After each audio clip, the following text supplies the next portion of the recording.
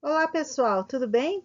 Entramos na segunda semana do ciclo 1, terceiro bimestre. Estamos ainda no capítulo 7, Elementos Climáticos. Vamos lá, abre o seu livro na página 15. Elementos climáticos. Entre os meses de novembro e dezembro de 2014, o Acre foi castigado por uma forte chuva que provocou o transbordamento de rios. No mesmo período, uma forte nevasca atingiu a cidade de Nova York, nos Estados Unidos, e uma seca assolava o estado de São Paulo, causando enormes transtornos. Esses exemplos demonstram como os fenômenos atmosféricos se comportam de diversas formas em lugares diferentes do planeta, influenciando a vida das pessoas. Para melhor entender os fenômenos atmosféricos que ocorrem na superfície terrestre, devemos conhecer os elementos climáticos, que são características presentes no clima de um lugar ou região. Observe quais são eles: temperatura, umidade relativa do ar, pressão atmosférica. Durante esta semana, estaremos estudando a temperatura e a umidade relativa do ar. Temperatura. A temperatura atmosférica é a propriedade que o ar apresenta de estar frio ou quente em uma determinada localidade. A temperatura ela é medida em graus Celsius. Veja ali o símbolo, né? Por um aparelho denominado termômetro. Radiação solar. Mas como o ar atmosférico é aquecido, a energia solar é a verdadeira causa deste aquecimento. O Sol emite uma grande quantidade de radiação, mas apenas uma pequena porção dela chega à superfície terrestre. Observe a ilustração que representa a radiação solar na Terra. Dos 100% de radiação solar que incide sobre o nosso planeta, que chega até o nosso planeta, 20% é absorvida pela atmosfera, 25% é refletida pelas nuvens e 5% é refletida pela superfície terrestre. Como podemos observar, apenas 50% da radiação solar atinge verdadeiramente a superfície terrestre. A radiação solar é a principal responsável pelo aquecimento da Terra. Observe aqui no desenho, gente. Marque no seu livro essa informação, muito importante. Apenas 50% são absorvidos pela superfície, ok? E a radiação solar, marca lá no seu livro, né? A radiação solar, o calor que vem do Sol, é a principal responsável pelo aquecimento do planeta. Muito importante, né? Nós dependemos desse aquecimento para que tenhamos vida em nosso planeta. Umidade do ar. A umidade do ar pode ser definida como a quantidade de vapor d'água presente na atmosfera. A radiação solar, ou seja, a luz do Sol, que incide, que chega até a superfície terrestre, e o calor do Sol, provocam a evaporação da água dos oceanos, rios e lagos, ou seja, essa água líquida vai se transformar em água gasosa. Uma parte do vapor da água sobe para a atmosfera e se acumula em forma de nuvens, e a outra parte passa a compor o ar que circula na atmosfera. Então, isso significa que no ar que nós respiramos, tem vapor da água, tem água no ar que a gente respira.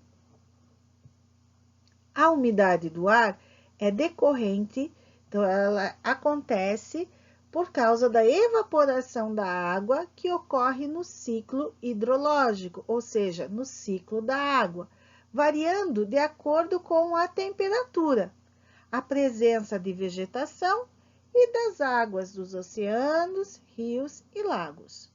O instrumento usado para medir a umidade do ar é o higrômetro. Então, quanto mais evaporação d'água, quanto mais vegetação num local, né? Ou se esse local está próximo do oceano, ou de um rio, ou de um lago, maior vai ser a quantidade de água presente no ar. A umidade do ar pode ser medida de várias maneiras. A mais comum é a umidade relativa do ar, que é a relação que se faz entre a quantidade total de vapor de água presente na atmosfera e a quantidade máxima de vapor de água que o ar consegue capturar naquele momento. Quando a umidade relativa é de 100%, quer dizer que o ar está totalmente saturado, cheio com vapor d'água. Então, a umidade relativa do ar, ela é medida em porcentagem.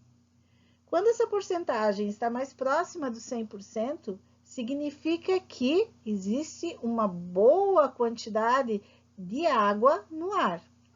Quando essa porcentagem está mais distante do 100%, significa que o ar está mais seco. Vamos falar agora sobre chuva ou precipitação, no seu livro, página 18. Vimos que a umidade do ar é a quantidade de vapor d'água presente no ar atmosférico.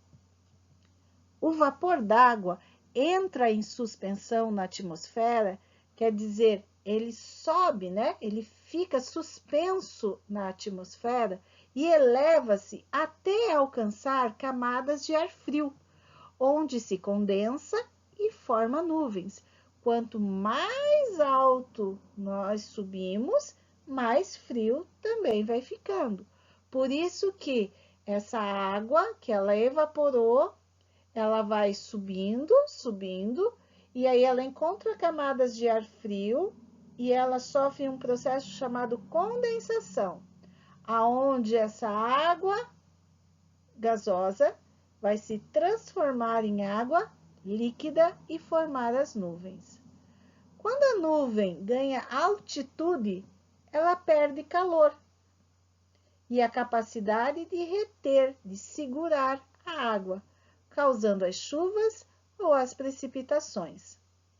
Chamamos de chuva ou precipitação as transformações do vapor de água em estado líquido, neve ou granizo sólido, que são liberados da atmosfera para o solo.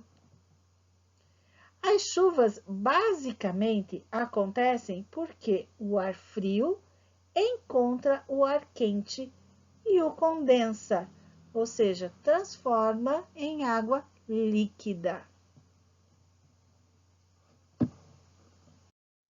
Tipos de chuvas. Existem basicamente 3 tipos de chuvas.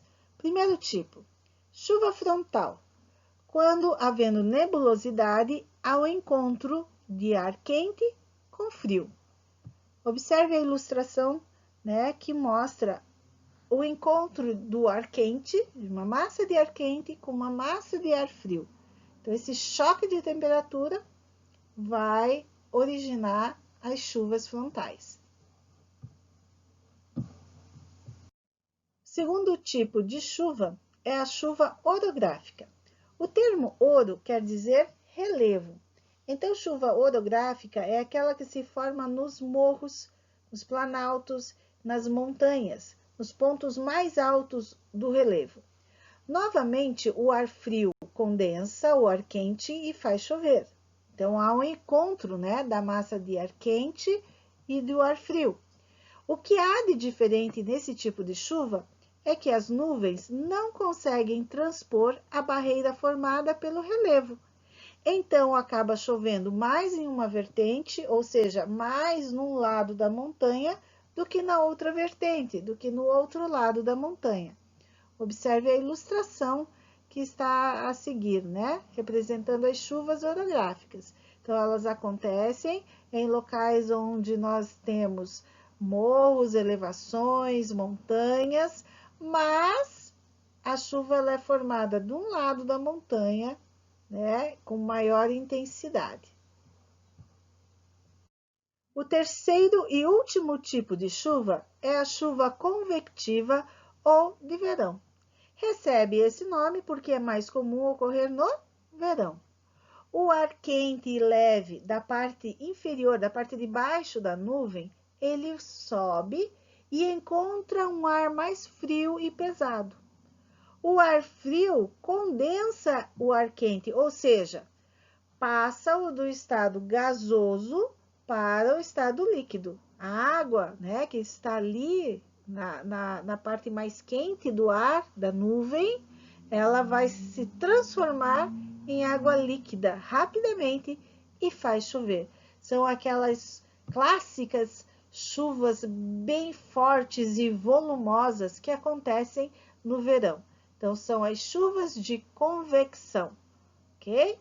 Então, veja ali na ilustração, ela está mostrando que o ar quente, ele sobe rapidamente, ele encontra uma camada de ar frio lá nas nuvens mais altas da atmosfera, e aí esse choque térmico, ele é rápido e faz cair aquela chuva forte, né, que acontece no verão. Então, pessoal, chegamos ao final de mais uma videoaula. Espero que tenham compreendido esse conteúdo que nós estudamos durante esta aula. Façam as atividades propostas no material de apoio. E, se você ainda tiver alguma dúvida, estarei na SAVE à disposição para ajudar. Nos encontramos lá, ok? Até mais!